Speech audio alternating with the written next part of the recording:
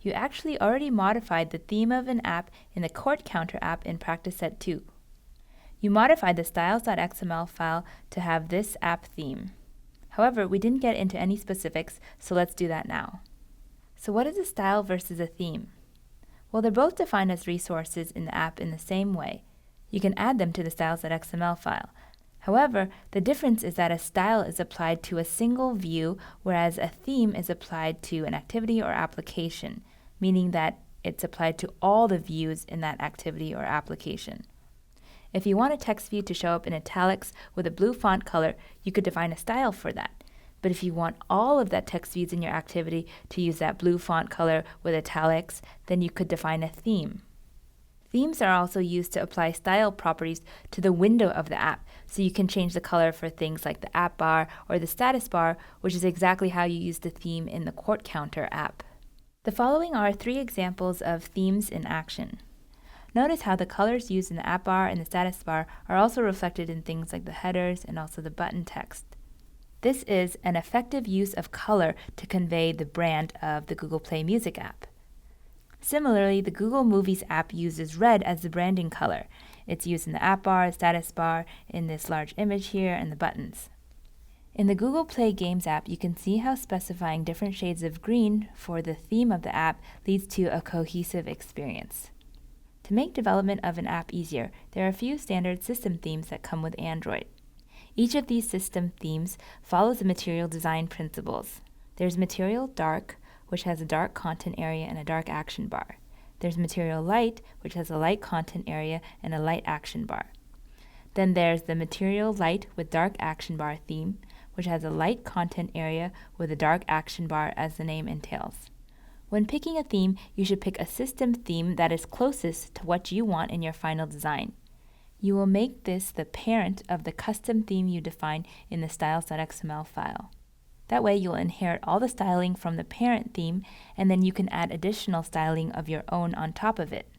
This is a helpful article on how to use the material theme. It tells you all the things you get for free by using this theme. It also talks about the material theme, the material light, and the material light with dark action bar themes. Here's some example XML that you can put into your styles file. This style is inheriting from the parent theme.material, so it has a dark content area with a dark action bar. We want everything that the material theme provides for us, but we do want to change 3 of the theme colors, so we've listed them here in the properties of this style. If you're not sure which properties you want to change, you can look at this helpful diagram here. If you change color primary dark, that's going to change the status bar, and so on. These material themes were introduced in the Android Lollipop platform version, but most developers want their apps to work on versions of Android older than Lollipop. In order for your app to run on older versions of Android, you should use the support library. By using the support library, you can apply one of these themes. Theme.appcompat.lite is the same as the Material Light theme, it's just that this one works on older versions of Android. And by the way, appcompat stands for app compatibility. Defining a theme using the appcompat version is slightly different, so pay attention to the syntax here. This example is a good one to follow. Alright, let's go and change the theme for our app. We'll start by picking sensible colors for the app and the status bar. I open the material design spec on color. You may remember this from lesson 1 of our course. The spec recommends that we use a 500 color for the primary color of the app and a 700 color for the status bar within the same color group. Scrolling through this list, I'm randomly going to choose the teal color. So I'm going to use the 500 color for the primary color of the app, and then the 700 color for the primary color dark of the app. By the way, another helpful tool for picking colors for your app is this material palette tool. If I click on this color and this color, then it shows a preview of what the app would look like. And down here is a list of all the colors in the color palette. Here's the hex color for the primary color, for the dark primary color, the accent color, and so on. Once you've picked your colors, you can go ahead and define a theme as a style resource in the styles.xml file. We ask that you include these 3 properties. Within Android Studio, open the styles.xml file. We will define our theme here. This is the same file that we modified in the last quiz where we added the header text style. By default, you should see that the app theme is already defined. The parent is theme.appcompat.light.dark action bar. So this has a light content area with a dark action bar. And we're using appcompat, meaning that this will work on older versions of Android. Any customization we do to our theme here is going to override the defaults that were provided by this system theme. This is what the XML looks like for a theme after you specify the primary color, primary dark color, and the accent color. The value for each of these is the hex color here. This color will show up in the app bar, this color will show up in the status bar and contextual app bars, and the accent color will show up in UI controls like checkboxes and text fields. Once we've made this style resource, we want to apply it as a theme.